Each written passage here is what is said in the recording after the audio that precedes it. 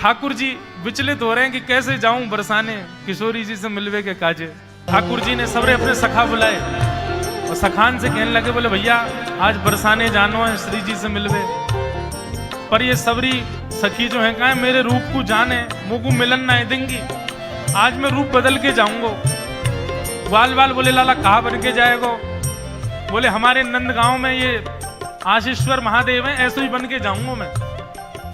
तो सबरे ग्वाल बाल ठाकुर जी को महादेव के रूप में तैयार कर रहे हैं। आहा, तो कहते हैं बोले सबसे पहला श्रृंगार ठाकुर जी के ऐसे घुंघराले केश पकड़ करके और जटा बनाई, और जटा बना करके मधुमंगल बोलो लाला उनकी जटा में तो गंगा जी निकले, तेरी में तो कैसे निकलेंगी? बोले कछु तो कर।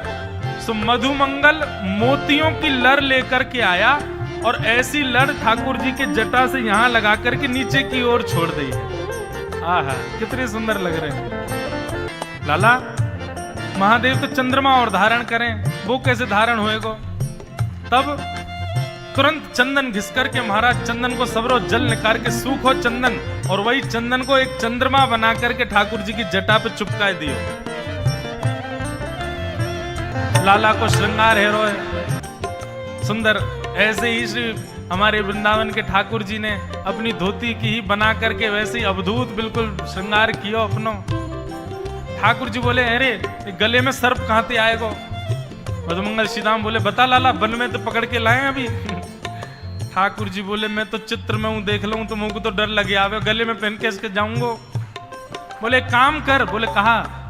बोले गैयान के बामन को बांधवे की जो दोहनी है ना, जे गोवर और रज में सन के सर्प जैसी है, जय को पहना दे मेरे गले में। और ठाकुर जी ने गले में महाराज एक सुंदर दोहनी बांध ली, हाथ में दोहनी बांध ली, कमर में दोहनी बांध ली, बिल्कुल महादेव जैसे तैयार भये।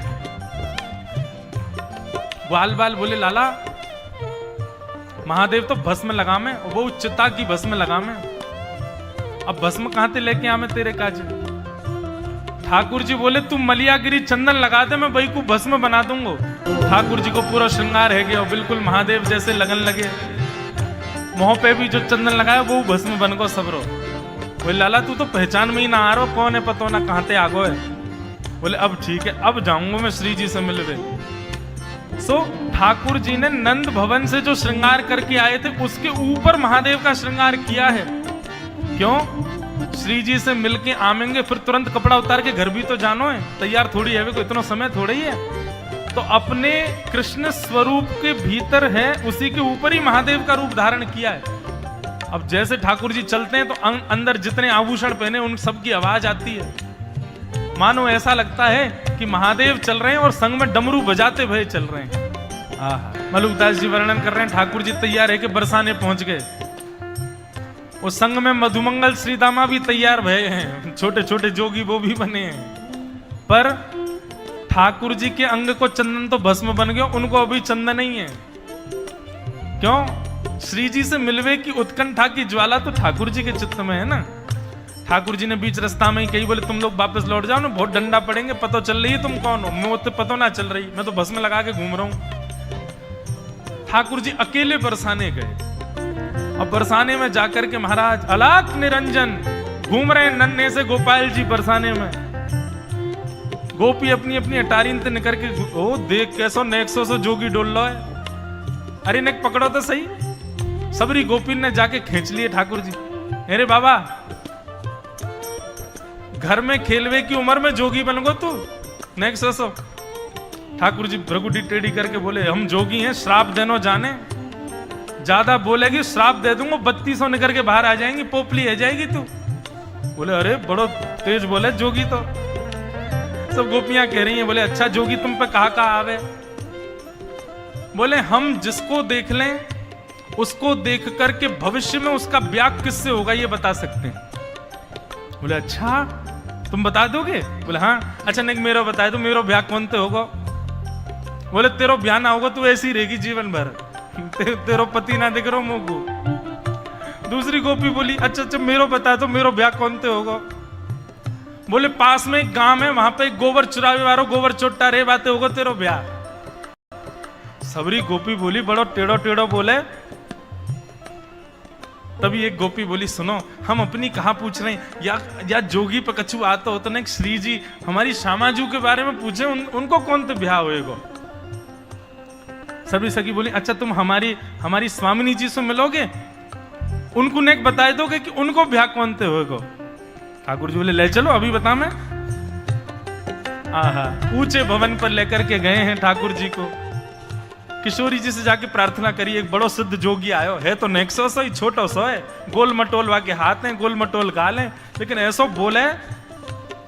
श्री जी बोली, अच्छा कहा बतावे। बोले, ये बता दे कि हमारो भविष्य में कालांतर में पति कौन होएगो।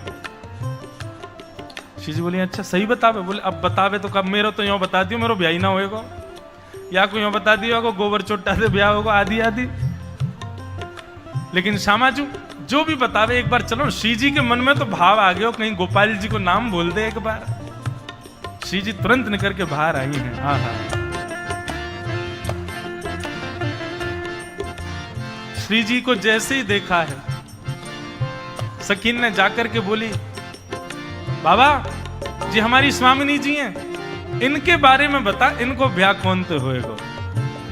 ठाकुर जी बोले, ओहो ये तो बड़े महलन किए, इनको नेक पास ते देखना पड़ेगा, मुझको नेक मुंह पास ले जाओ। सबरी गोपी बोली, दूर ते ही रहियो बाबा, ज्यादा उछले मत।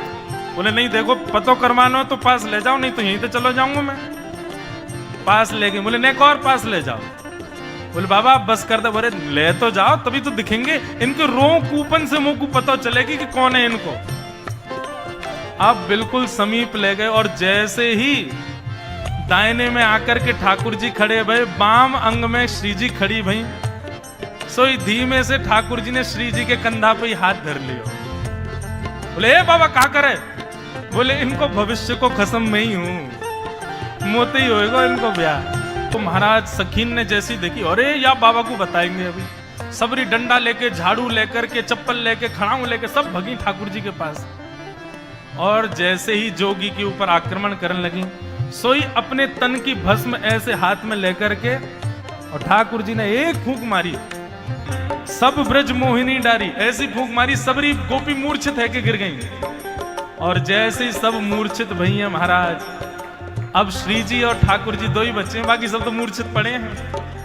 ठाकुर जी खूब निहार के देख रहे हैं किशोरी जी को, और किशोरी जी के सुंदर व भेष को दर्शन करके ठाकुर जी बावले है गए।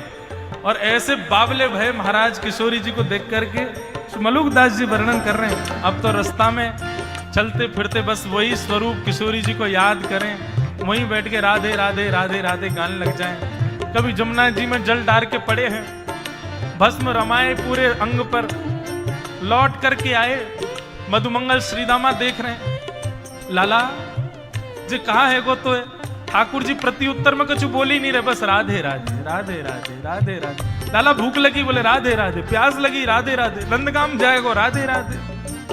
ऐसे ठाकुर जी के चित्त में चढ़ गई किशोरी जी।